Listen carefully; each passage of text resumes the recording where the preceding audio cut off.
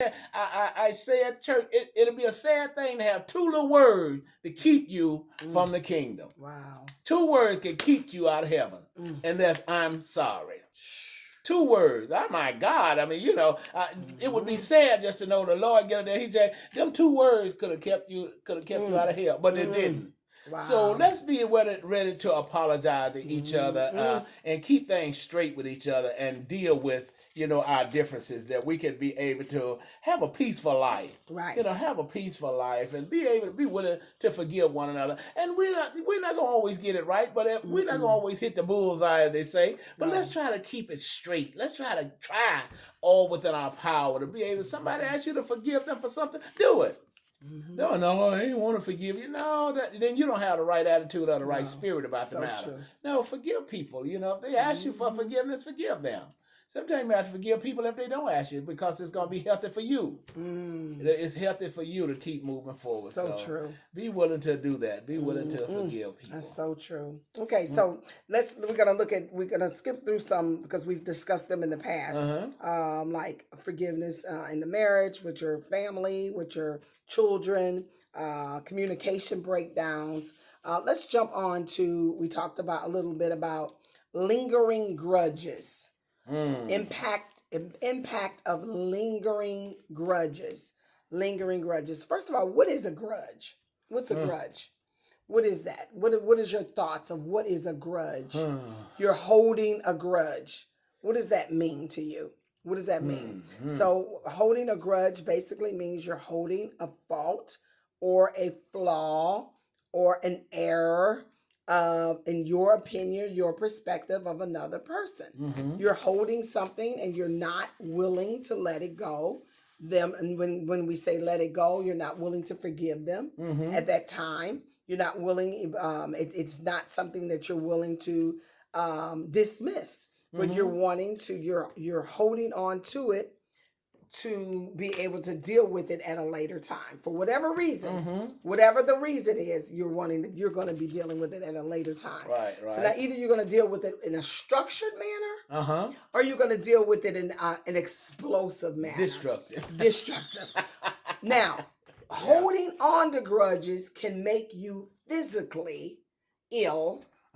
It can cause internal stress. What is it? Stress kills.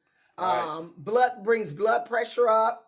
Can cause, and you're so upset and angry. Anger can cause aneurysms and disorders and things like that. So be careful, because you're causing yourself more harm internally.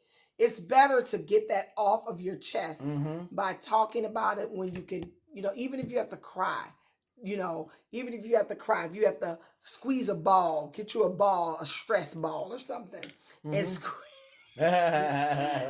get you a stress ball. We might need to get some stress balls. We might need to give them out at the church. And give them out at the church, yeah. We might need to go buy those. With Swanigan Inspiration on there. Squeeze that stress ball. Yeah, that's true. And let that build up. Let that build up off. It's good to exercise. It's good to pray. Those are ways to get out that stress. True. Okay? With those that are married, have sex. That's another stress reliever. Those that like to do some things that you like to do, go ride a motorcycle. I hear that that's very fishing. All that is stress. Fishing. Very stress relieving. Do a puzzle. A Legos. Yes. Cook a dish. Clean your house. These are ways that you can relieve some of that stress. Go jogging. Go walking. Go to the gym and work out. Right. Yeah, sure it is. So these are some ways that you can do it. Or some people eat. Yeah. Which a lot of times end up eating the wrong thing. Yeah. Then you feel bad. Yeah. Oh, I gained all this weight. Well, you should have chosen another way to lose to do it. Then it says building up resentment. Build up. Why? Because you did not deal with the issue. Wow. Now so it's building up. It's building up. And you think about with our teeth, a buildup of plaque, and that can cause gum disease, Right. and it can cause decay. tooth decay. A buildup of plaque around the heart. It's called what? That's called you get ready to have a heart attack. Yeah. Because now your blood is not flowing through properly, and they have to put stents in there. Right. That's to true. open up that valve so that blood can flow through. So buildups are not good. It's not good for you to build up, to have a buildup of a resentment. Right. I'm so angry, but I'm going to suppress it. Right. No, I'm a peacemaker. I'm just going to be quiet. You being quiet can be to your detriment. Right. It could be detrimental to you. It can be detrimental to you. So deal with that plaque. I go to get my teeth cleaned every 6 months, and they deal with the plaque. They get it off with his teeth. Get it off. I'm a coffee drinker. She said, you've been drinking a lot of coffee, haven't you? And she scrapes and scrapes. She had to scrape all that off. The build up in the heart sometimes with your, if you're not, that silent killer. So deal with that build up. Deal with it because it's killing you. You not discussing, talking about, sitting down, and maybe the other person's not wanting to talk back. Right. Maybe the other person, that's a big issue. That's a big issue when the person doesn't want to deal with it, doesn't want to talk about it, don't want to resolve it, or they're not seeing the way you're seeing your perspective. That's painful. That hurts. One thing you got to do if a person's not listening or taking in or, for what you're saying, you got to talk to them in their language. True. You got to do that mirror effect. Let them repeat back what you're saying. If you're saying, it hurts me when you do this and that. And they may say, I ain't hurt you. I ain't hurt you. You hurting yourself. You hurting yourself. Let's get into an argument. I'm not saying that, so let me hear you back say what I'm saying. And you try to describe it to them in the lowest denomination to try to help them to understand it in their language. Yeah. Oh, bless the Lord. Sister Rosalind says she needs 2 stress balls. One for personal stress and one for business. We're going to get you 2 stress balls, Sister Rosalind. Well, yes, we will. And life itself can be stressful. Life brings on stress. It brings on stress. But it depends on how you deal with the stress that comes your way.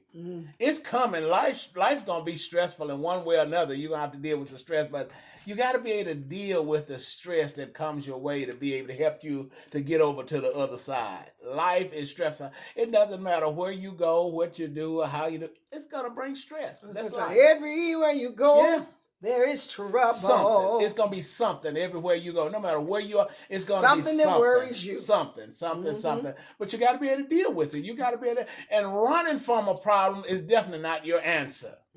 I'm going to go over here. I'm going to go over there. No, that's not going to. Number one, because the problem is within you. The problem is within you. So you got to be able to settle down, deal with the problem, deal with the stress. Discuss it out. Talk about it. Talk about it. Yeah, and try deal other with methods. It. So and you talk building up resentment and all that. No, you don't want to be able to do. You don't want to do that. You want to be able to get rid of that stuff. Get rid of. So I think the stress ball. We're gonna go buy some stress balls and pass them out. We're gonna see about getting some personalized stress balls. So, and another thing in life is 80-20. I truly believe in that rule. I mean, it is so true. Stop looking for perfection. Nowhere is perfect. Nowhere. No marriage. Nobody. No church. No job. Nobody. No friendship. No children. Do I need to keep listing? No husband. No wife. No one. None of that. It's nothing's going to be perfect. No. Baby, but if you could find 8 things out of the 10 that they doing right, you just need to go on and start doing those other 2 things because you can hang it up if you think it's going to be 100. Right, okay? Right. You go it's just nothing is 100. I think God does that on purpose so that you won't just be so comfortable here in life that you're just in a place of bliss. No. He wants you to be ready for heaven. He wants you to don't set your affections on things on this earth. Don't set your affections on things that are eternal. Set your affections. I can't wait to be with the Lord. I'm enjoying this marriage. I'm enjoying this time. And, and our marriage has gotten better over time, but it took some growth. It took some process. It took some trial and errors. It just took some time working on it. It's a work in progress. It never, once you think you got it tweaked in one area, then something else comes up. It's like, oh, man, if I could just get better in this area, or if this can happen. But, it's not going to be perfect. No. So I don't care who you're looking at.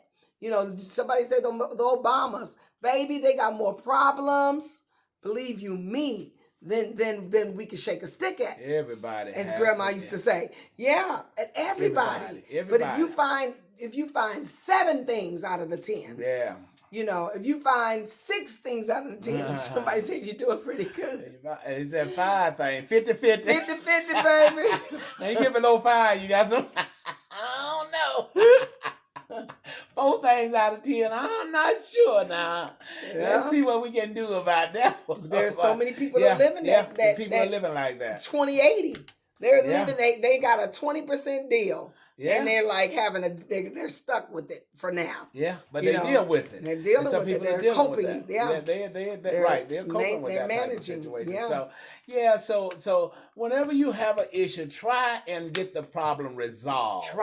Don't let it just keep lingering. Try and get the problem resolved. Well, I'm not the problem. I understand that. But if there is an issue, try and get it resolved, that it don't keep building up and building up and building up. So many times we hear people are committing suicide or doing this kind of thing because they've had a build up. Right. They've had a build up and they feel like I done did all I can do. I can't take no more. That's so what they do, they commit suicide. Wow. Some people take a lot of other people out with them.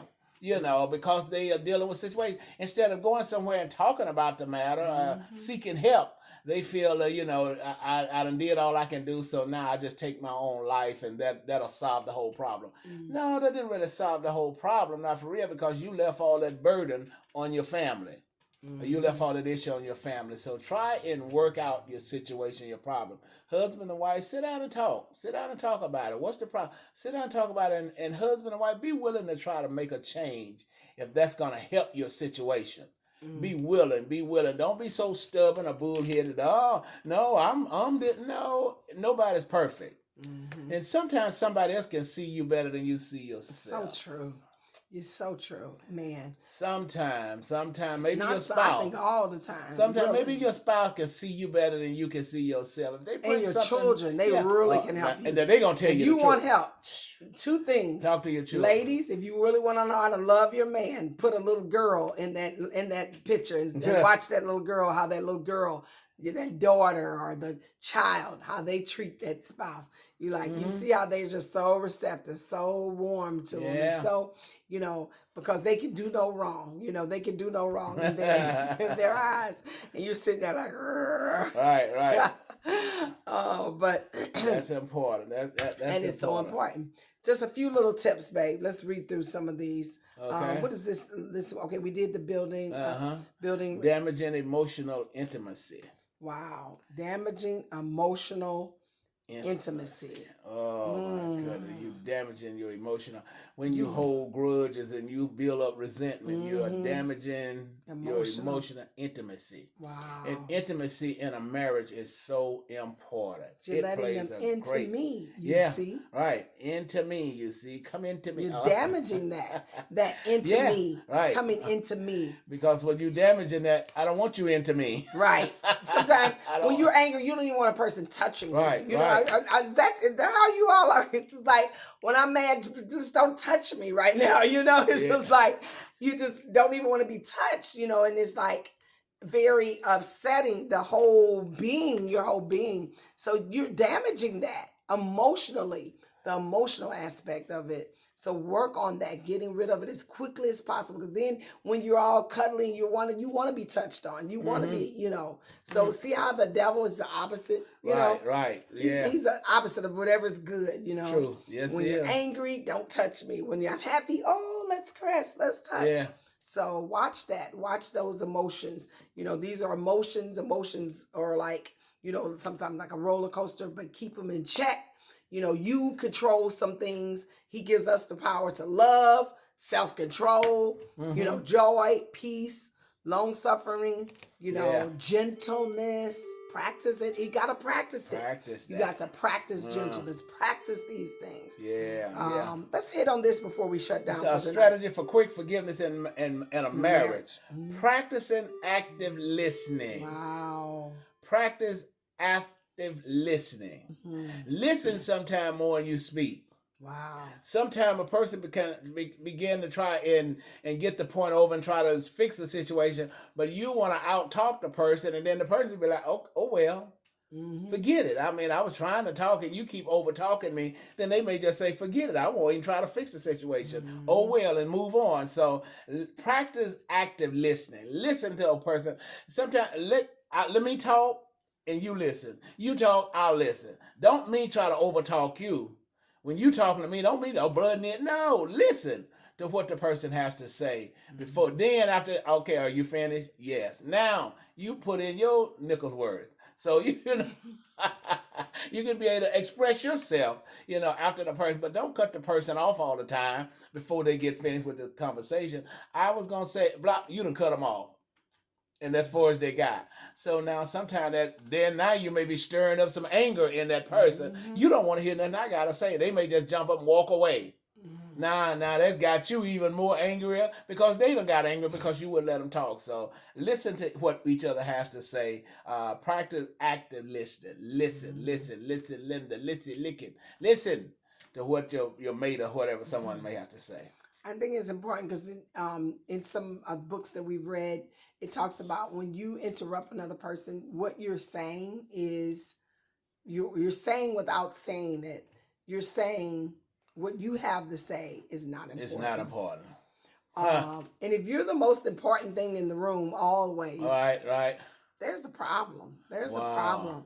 You need to hear and listen through active listening. That means being quiet, closing your mouth, letting that person stop thinking ahead while they're talking.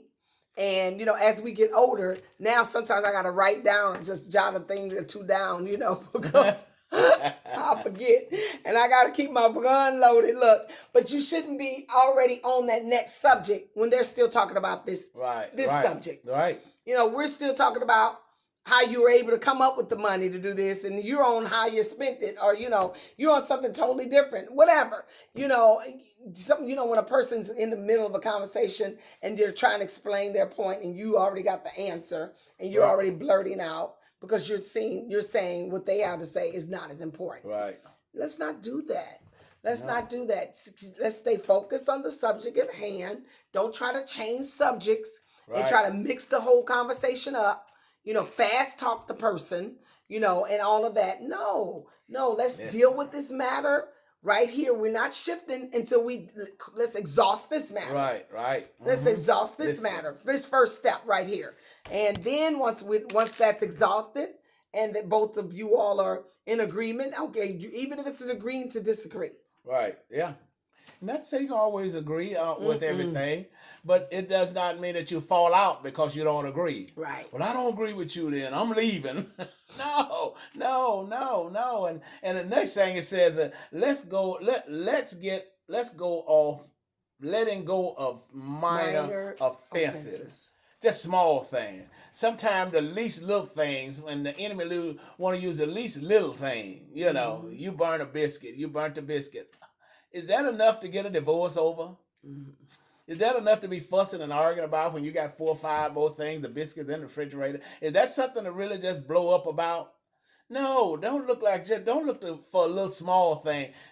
Even some of the bigger things. I mean, you still want to talk about it and try to work it out. No matter what size it is, you want to just, and because what may seem small to me may not seem small to her. True. But we need to just sit down and talk about it. Let's discuss this, versus us just both just going all off and being upset and mad, and I'm going to sleep in one room and you going to sleep in the... No, I'm going to sleep in our bed and you going to sleep on it. No, you go sleep in the bed, and I'm sleeping in the bed.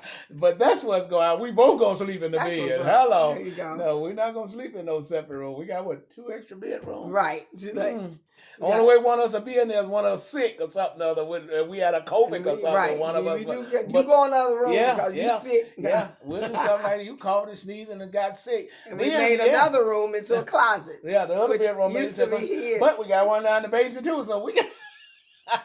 There's something wrong with you, a sickness with you. Right. I can understand that. But no, you feeling well because you mad, upset. No, that's no reason to put your mate out and tell him you go in the other room. No, you sleep downstairs. Right. Not so. No, not good. And the last thing is that focusing on mutual respect and love. So important. So important. Respect is in the boundaries. Don't name call. Yeah. Start calling each other names and saying, calling a person out of their names, talking about their mama, Right. talking about your mama this, your daddy this, your mama, no, right? Your daddy this, your this and that. No. Come on now.